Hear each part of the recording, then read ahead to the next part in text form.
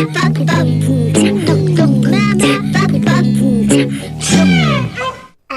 allez, une histoire.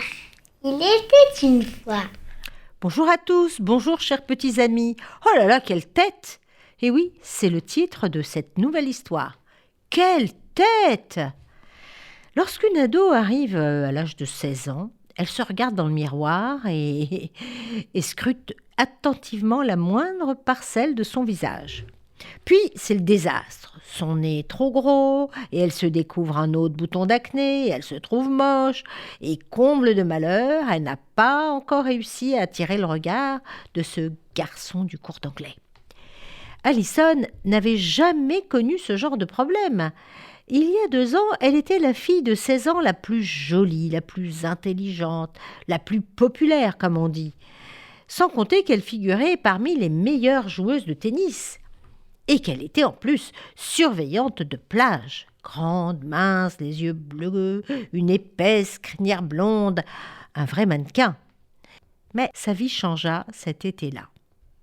En effet, un soir, après une surveillance de plage, Alison avait hâte de retourner chez elle pour débarrasser ses cheveux du sel de mer.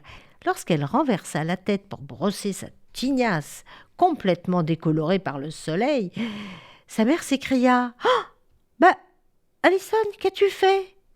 Elle venait de découvrir une plaque complètement chauve. « Eh oui, tu t'es rasée ? Quelqu'un a profité de ton sommeil pour te raser ?» Et rapidement, elles résolurent le mystère. Alison avait dû serrer trop fort l'élastique de sa queue de cheval, voilà, c'est tout. Seulement 3 mois après, une autre plaque chauve apparut, puis une autre, et rapidement, le cuir chevelu d'Alison fut parsemé d'étranges plaques rondes et chauves. Ah! Après avoir reçu les diagnostics des médecins, Alison commença à recevoir un traitement.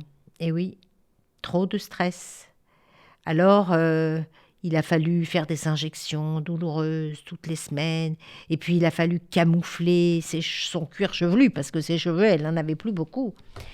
Et puis elle saignait à chaque fois avec ses injections, si bien qu'on lui permit de porter une casquette de baseball en classe. Évidemment, c'était une entorse au règlement, parce que dans cette école, ce n'était pas possible.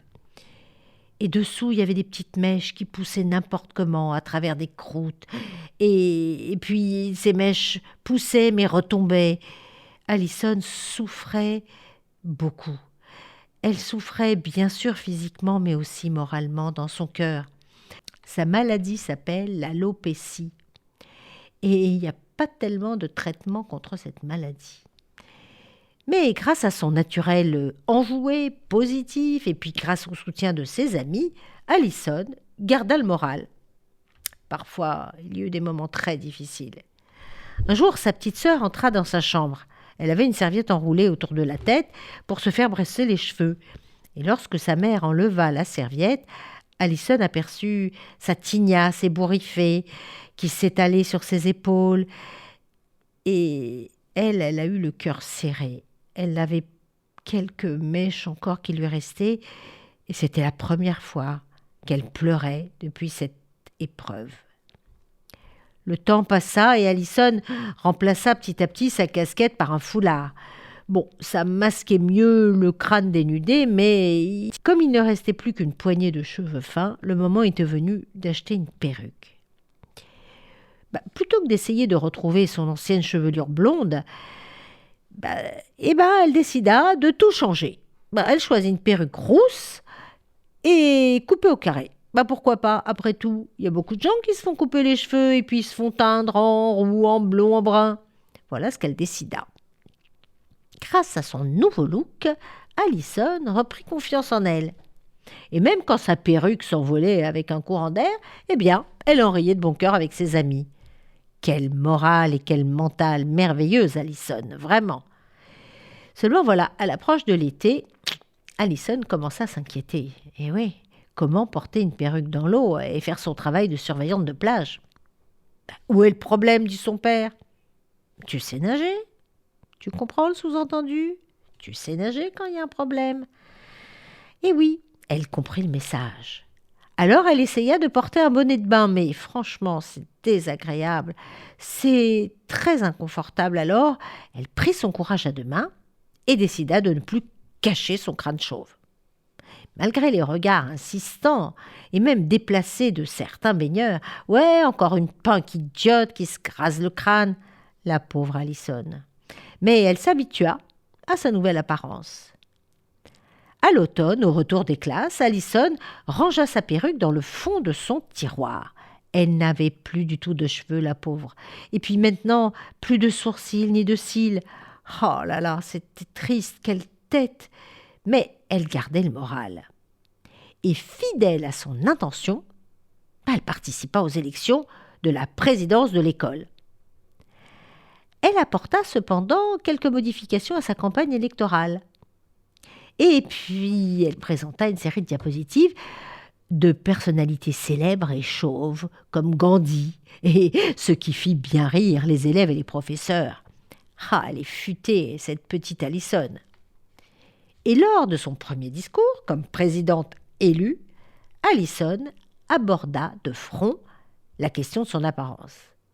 Et elle répondit avec aisance aux questions. Alors, ce qu'elle dit, c'est que regardez mon t-shirt. Vous avez vu ce qui a marqué ? Quelle tête ! Alors, lorsque vous vous levez le matin et que vous n'aimez pas la tête que vous avez, vous pouvez porter ce t-shirt. Quelle tête ! Et Alison enfila un second t-shirt par-dessus le premier. Et elle ajouta : moi, lorsque je me lève le matin, j'enfile celui-ci. Et le t-shirt portait les mots suivants : au diable la tête que j'ai. Et tous applaudirent et crièrent : Alison, tu es la plus belle, tu es la plus populaire et tu es la plus intelligente. Tu nous as donné une belle leçon. Tu restes la joueuse de tennis, la surveillante de plage et maintenant tu es la présidente de l'école. Et elle leur envoya à tous un très joli sourire. Elle a eu une belle tête. Voilà une belle leçon de courage et cela peut nous inspirer tous. Au revoir les amis.